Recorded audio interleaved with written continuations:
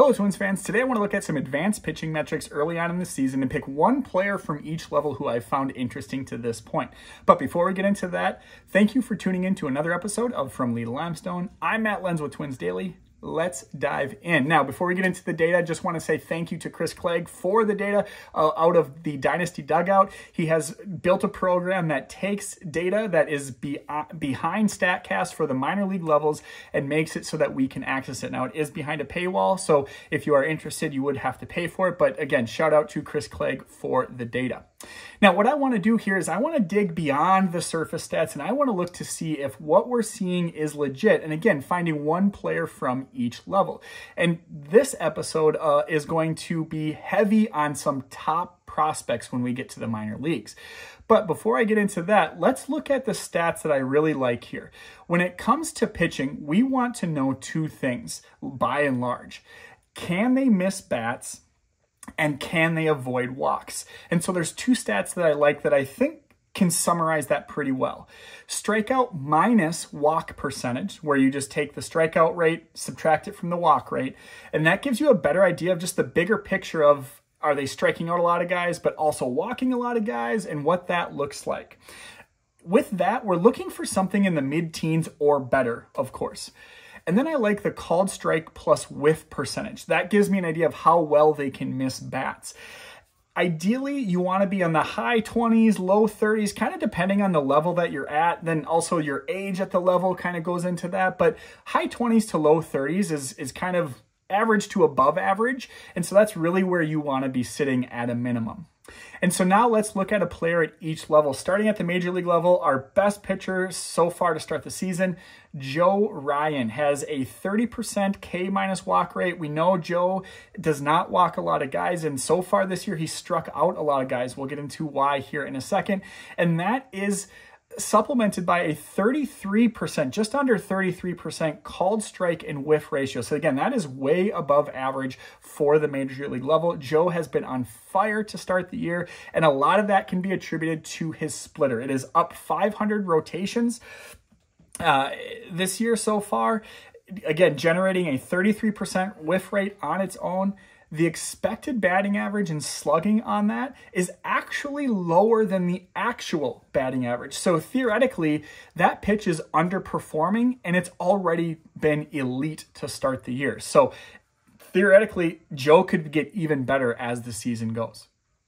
Moving now to AAA, David Festa, again, another top prospect for the Twins, a 13th round pick in 2021. He will need to be protected this offseason by the Rule 5 draft. He's a no-brainer. He's done really well for the Saints. He has a lot of walks, which explains the 11.59 strikeout minus walk ratio. That's a little bit lower than you want. He's striking out a ton of guys. He's walking too many guys. That said, he has a called strike and whiff rate just under 30%. So that's really good for the level that he's at and considering his age. He has a high-powered fastball with about 24 inches of induced vertical break. And what that tells us is it's the upward or downward deviation from the expected trajectory of the pitch caused by the spin. So IVB is kind of this up-and-coming stat. It's actually how one of the things that Joe Ryan has a calling card to, where the pitch almost looks like it's rising due to the spin. And so it's really hard, especially up in the zone, is really hard for hitters to handle. Going down to AA, another top prospect for us, Marco Rhea, a 4th round pick in 2020. Another pitcher who will be a no-brainer add to the 40-man roster this offseason. He has limited information because AA parks aren't quite equipped with the TrackMan data yet. Hopefully throughout this year and next year, that information does get added. But we do know that he has a 23.4 K- walk rate, which is very good. Almost a 33% CSW rate, which again is very good. He was the Twins minor league pitcher of the week back in mid-April. That stat here that you're looking at on the screen is a little bit out of date. He has issued 3 walks now since that tweet was submitted, but now he has a 2.38 ERA and just a 1.98 FIP. So again, Marco Rhea, top prospect for the Twins, has been lights out. The K- walk rate and the CSW rates just validate that. Going to another familiar name, not quite a top prospect, but definitely on the map. Down in Cedar Rapids, Andrew Morris. He was a 2022 fourth-round pick. He has a whole nother year before he's Rule 5 eligible, so not anything we need to be worried about here. He has been elite to start the season. A CSW rate in the mid-30s, a K-BB rate in the mid-20s.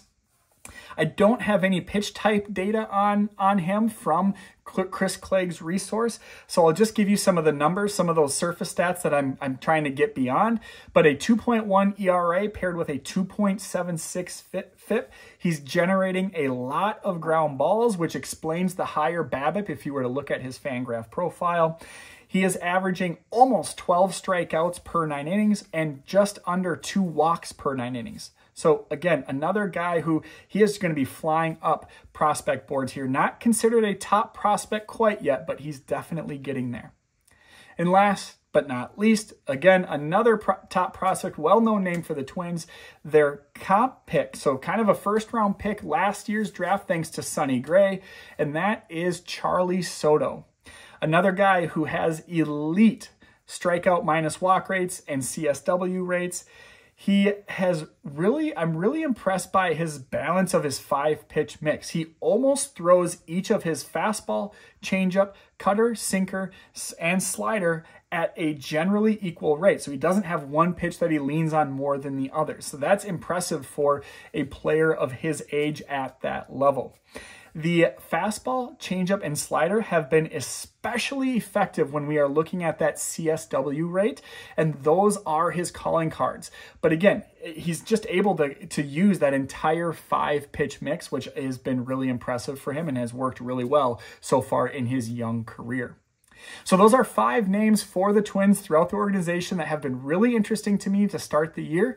Who are some names that you're looking at? I know there are other guys out there. It was really hard to pick which 5 to choose because there was guys at each level that have been really good for the Minnesota Twins so far here in 2024. Let me know in the comments. Let me know on YouTube, Musings from Twins Territory, or let me know on Twitter at Lenzy2108.